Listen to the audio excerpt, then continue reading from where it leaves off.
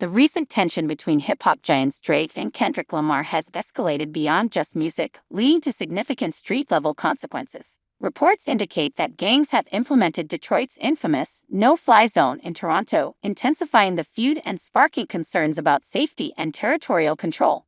The no-fly zone is a concept originating in Detroit, where local gangs prohibit certain artists from performing or even entering the city due to unresolved disputes or perceived disrespect. This tactic aims to assert dominance and protect their interests. The idea has now reportedly made its way to Toronto, targeting the ongoing beef between Drake, a Toronto native, and Kendrick Lamar.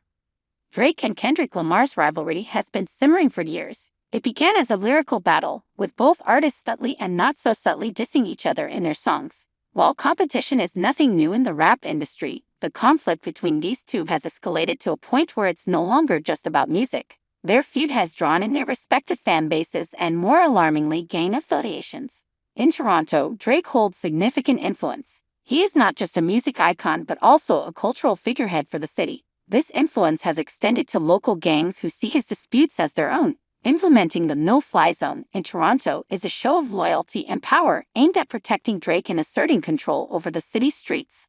This development has caused a stir in the local community. Concert promoters, venue owners, and fans are all feeling the impact. The no-fly zone means that any artist or affiliate of Kendrick Lamar may face serious repercussions if they attempt to perform or visit Toronto. This creates an atmosphere of fear and uncertainty, disrupting the local music scene and potentially leading to violent confrontations. Authorities in Toronto are aware of the situation and are taking it seriously. Increased police presence and security measures are being implemented at major events and hotspots around the city. However, enforcing the law in such a volatile environment is challenging. The involvement of gangs complicates matters, making it difficult to ensure the safety of everyone involved.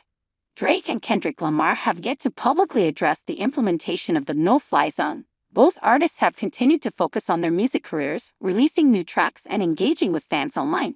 However, their silence on this issue is telling. It suggests that the feud has reached a level where they may feel powerless to control its consequences or unwilling to escalate it further publicly. The music industry is also watching this situation closely. The implementation of the no-fly zone in Toronto sets a dangerous precedent. If this tactic becomes more widespread, it can severely impact how artists tour and perform, potentially leading to increased violence and disruptions at concerts. The industry relies on artists being able to travel freely and safely, and this development threatens that fundamental principle. Fans are caught in the middle of this feud. Many are disappointed and concerned about the potential for violence.